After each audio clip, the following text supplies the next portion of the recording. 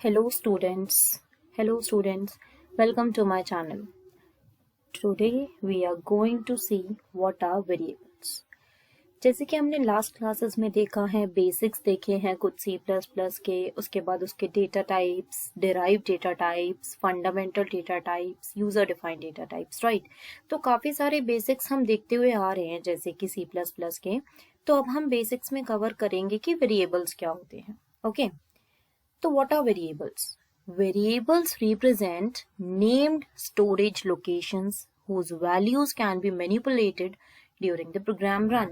Basically variables आपकी क्या होती हैं, कोई locations होती हैं जिनमें कि आप अपनी values को store कर सकते हैं एंड डिपेंड करता है, आप अगर उसको चेंज करना चाहते हैं ड्यूरिंग प्रोग्राम रन तो आप उसको चेंज भी कर सकते हैं। लाइक हम एक एग्जाम्पल देखते हैं। लाइक मैंने एक वेरिएबल लिया, आपने INT पढ़ा है, इंटीजर होता है, that is a data type, right. तो मैंने इंटीजर टाइप का एक वेरिएबल डिक्लेयर कर दिया यहाँ पे a। तो यहाँ पे a क्या है, आपका एक वेरिएबल है, ठीक है, ये एक वेरिएबल है इंटीजर टाइप का। अब आगे डिपेंड करता है आप इसमें क्या वैल्यू स्टोर कराना चाहते हैं, आप कुछ भी वैल्यू स्टोर करा सकते हैं। अब आपने =3 किया, इसी में आप अगर a=4 करते हैं तो अब a की वैल्यू 4 हो गई। तो मतलब ड्यूरिंग द प्रोग्राम रन आप उसकी वैल्यू को चेंज करा सकते हैं, ठीक है। तो दीज आर द वेरिएबल्स। तो यहाँ पे क्या है, a हमारा एक वेरिएबल है of type integer. Okay, so हमारे इसके अंदर दो वैल्यूज होती हैं वेरिएबल्स में, that are called R value and L value. R value क्या होती है, it's data value stored at some location. कोई डेटा वैल्यू जो स्टोर है, ठीक है, वो हमारी आर वैल्यू होगी। मतलब कि उसकी बेसिकली क्या वैल्यू स्टोर्ड है। मान लो मैंने किसी लोकेशन पे 28 स्टोर करा तो वो उसकी डेटा वैल्यू हुई। एंड इट्स लोकेशन वैल्यू, मतलब कि जो एड्रेस है जिसपे वो स्टोर्ड है, that will be known as the L value, ठीक है। So R value and L value आपका थोड़ा इंपॉर्टेंट है in terms of learning. Okay, कहीं पे यूज नहीं होगा but you should know. R value उसकी एग्जैक्ट वैल्यू होगी and L value is the location. That is, जैसे मैं आपको यहाँ पे दिखाती हूँ, अगर आप यहाँ पे ध्यान से देखें तो जो आपका ये 1051 1052 these are the memory locations, right. ये आपकी लोकेशंस हैं जहाँ पे आपके वेरिएबल स्टोर होंगे। तो आप देख रहे हैं 1052 पे आपका 10 स्टोर्ड है, ठीक है। तो इसमें जो आपकी आर वैल्यू है वो 10 होगी क्योंकि वो आपकी डेटा वैल्यू है। और अगर हम एल वैल्यू की बात करें, वो आपकी लोकेशन की वैल्यू होती है, दैट इज 1052, वो आपका एड्रेस होता है। इसी तरह से अगर मैं सी की बात करूं, सी की आर वैल्यू क्या है 25 एंड इसकी एल वैल्यू है 1055, राइट, जो उसका मेमोरी एड्रेस है। सो आई होप आपको ये क्लियर हो गया होगा कि L value and R values क्या होती हैं। अब हम डिक्लेरेशन देखते हैं वेरिएबल की। वैसे हमने बेसिकली प्रैक्टिकली हमने देख लिया है कि कैसे डिक्लेयर किया जाता है चीज़ों को। सो पहले हम उसका डेटा टाइप लिखते हैं, देन हम कोई भी वेरिएबल का नाम दे सकते हैं, फॉलोड बाय द सेमीकोलन, जो कि बहुत इंपॉर्टेंट होता है C++ में, ठीक है। इंटीजर एज, तो आपने इंटीजर टाइप का एक वेरिएबल डिफाइन कर दिया, डिक्लेयर कर दिया, दैट इज एज। ओके, तो ये आपकी डिक्लेरेशन हो गई है वेरिएबल की। Now coming to the next type, that is formatting outputs, जो आप अपने आउटपुट प्रिंट कराते हैं। पहले हम देखते हैं कि हम अपने आउटपुट्स को कैसे प्रिंट कराते हैं। तो if I just talk about printing the output, तो उसके लिए हम यूज करते हैं सी आउट स्टेटमेंट, ठीक है। इसमें अगर मैं लिखूं, मैं यहाँ पे क्या कर रही हूँ, I'll write आउटपुट, ठीक है, आउटपुट इज दिस, ठीक है। तो आपका क्या होगा, यहाँ पे मैं ए की वैल्यू को प्रिंट कराना चाहती हूँ, तो मैं अपने कोड को रन करूंगी। तो क्या होगा, मैंने जो स्टेटमेंट लिखी कि आउटपुट इज दिस, तो आपका ये प्रिंट हो गया। तो मैं अपना आउटपुट प्रिंट करा रही हूँ और मैंने ए की वैल्यू को प्रिंट कराया जो कि लास्ट में 4 हुई थी, तो इसलिए 4 प्रिंट हुआ, ठीक है। तो आउटपुट होता है आपका इस तरह से, मतलब आप आउटपुट इस तरह से देते हैं किसी भी चीज का। अब हम यहाँ बात कर रहे हैं फॉर्मेटिंग द आउटपुट, हम कैसे उनके फॉर्मेट्स को चेंज कर सकते हैं, ठीक है। तो इसमें हमारे पास दो आईओ मैनिपुलेटर्स हैं जिनकी हेल्प से हम चेंज करेंगे कुछ आउटपुट में, that is set W and set precision. ये दो आपके फॉर्मेटिंग के फंक्शंस होंगे, ठीक है। तो सबसे पहले बात करते हैं सेट डब्ल्यू मैनिपुलेटर की। It sets the width of the field assigned for output. Output की जो फील्ड है उसकी कितनी विड्थ रखनी है ये वो डिसाइड करेगा, ठीक है।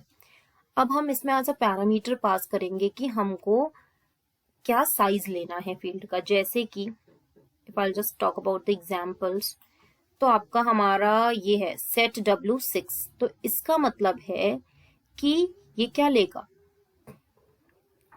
व्हाट इट विल टेक, ये हमारा 6 जो लेगा वो साइज लेगा फील्ड का, ठीक है। मतलब 6 ब्लॉक्स असाइन कर देगा। तो मैंने जैसे इसके दो के आउटपुट मैंने यहाँ पे शो करे हैं कि क्या प्रिंट होगा।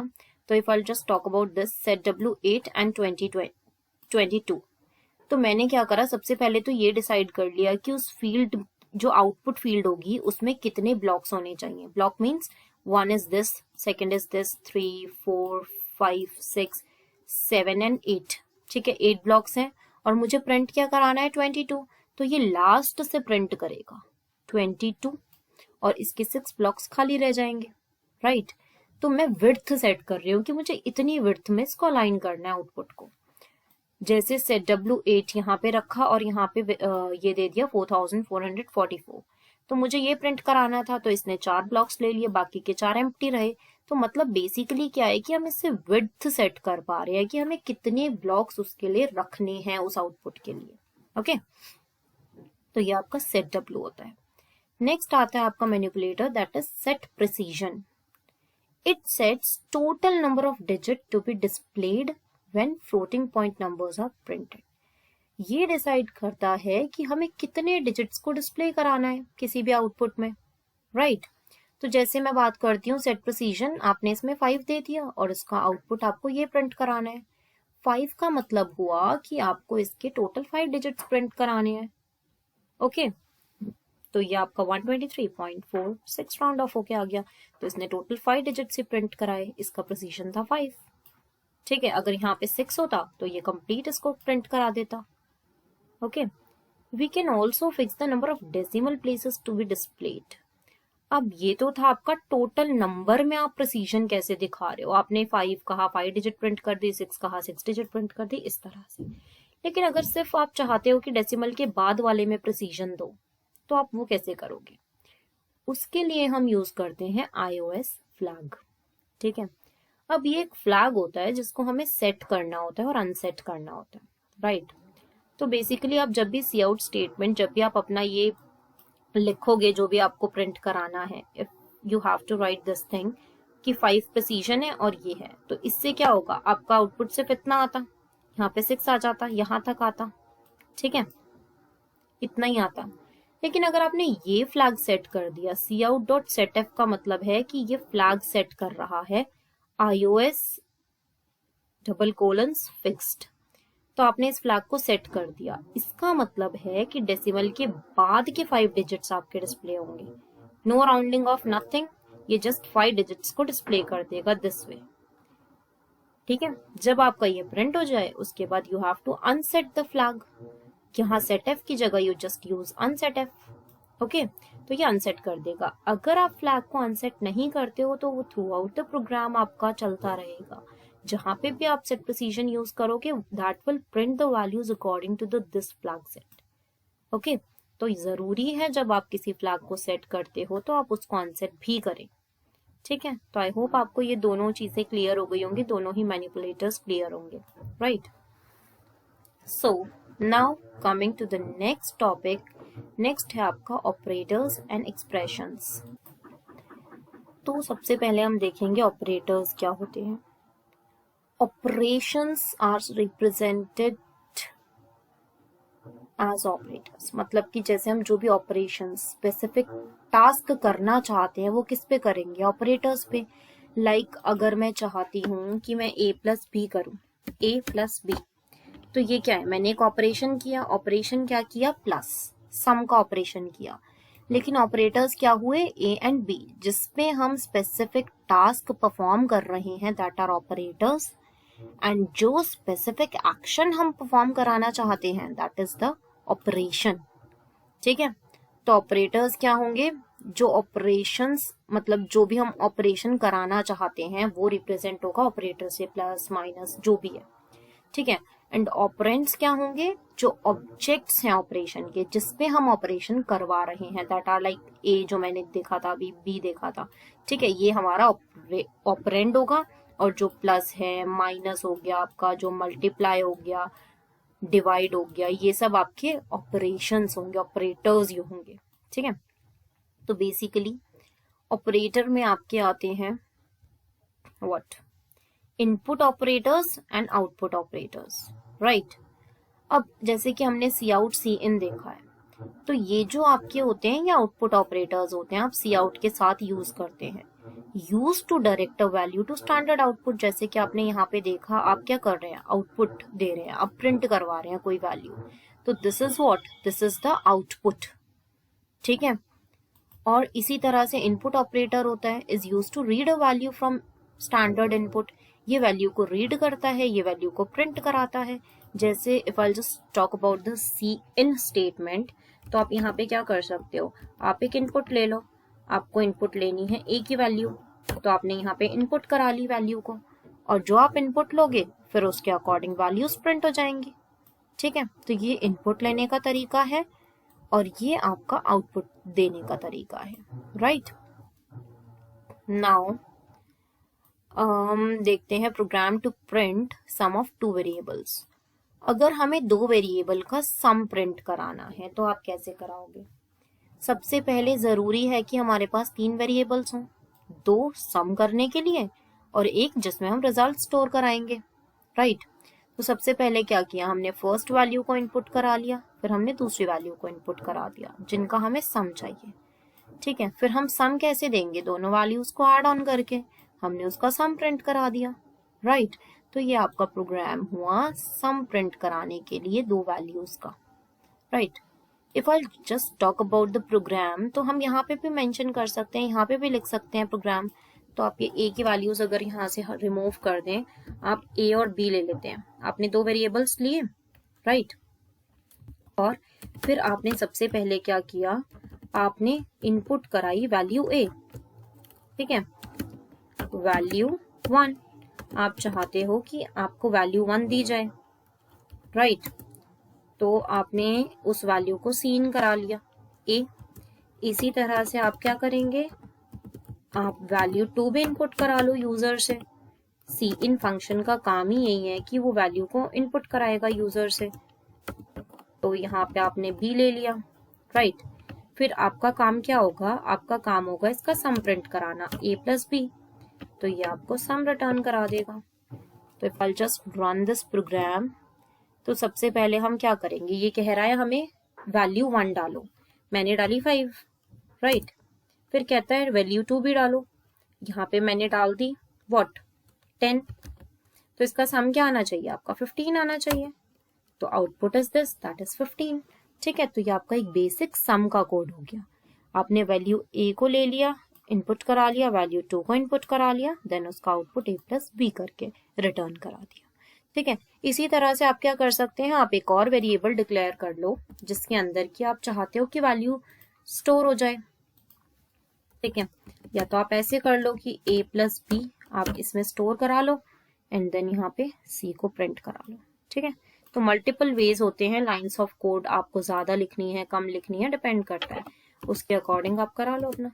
3 + 2 = 5। ओके, तो ये कोड भी सही चलेगा, वैसे भी सही चलेगा। ओके, सो आई होप आपको ये कोड क्लियर हुआ होगा। वैसे हम कोडिंग का एक अलग से सेशन भी रख लेंगे। Multiple use of input or output operators in one statement is called cascading of IO operators.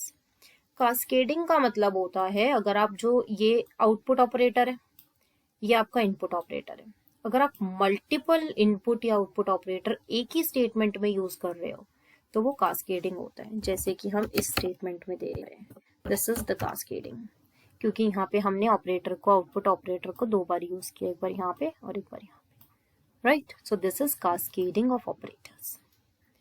ठीक है, ये मतलब जस्ट रिमाइंड करने के लिए बेटर स्टेटमेंट है।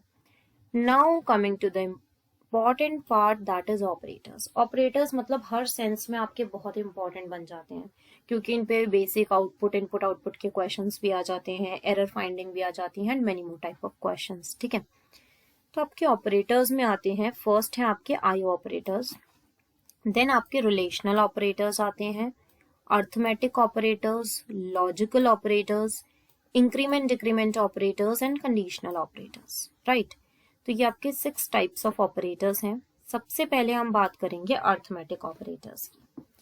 राइट, अर्थमेटिक ऑपरेटर्स क्या होते हैं? It provides operators for 5 basic arithmetic calculations.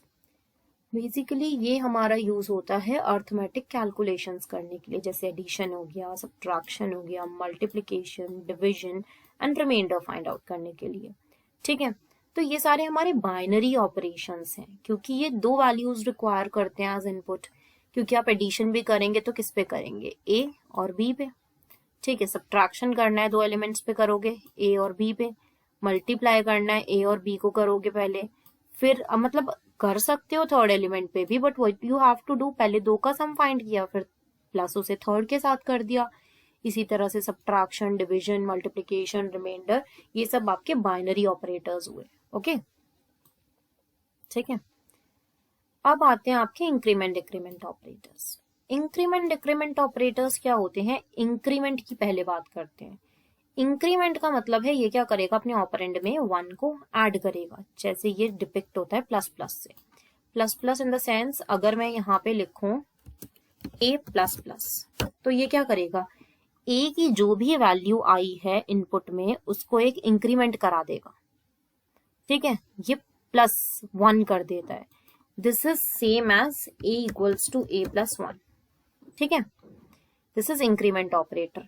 इसी तरह से आपका क्या होता है, इसी तरह से आपका होता है डिक्रीमेंट ऑपरेटर।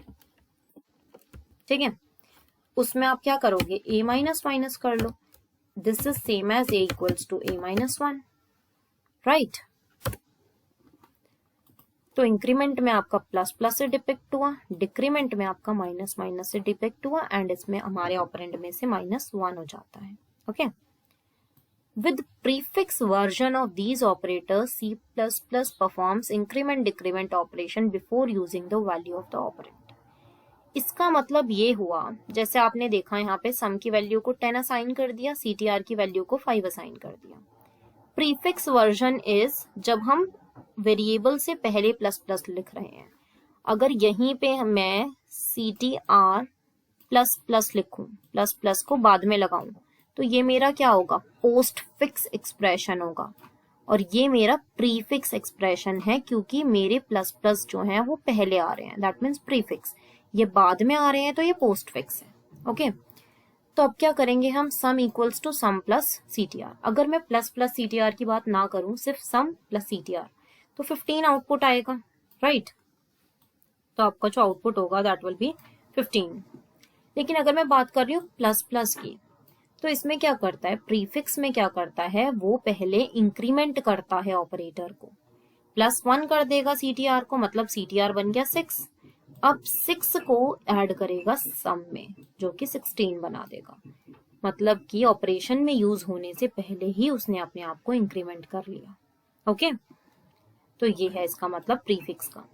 और अगर मैं बात करूं पोस्ट फिक्स वर्जन की, तो ये क्या करेगा, it first uses the value in evaluating the expression.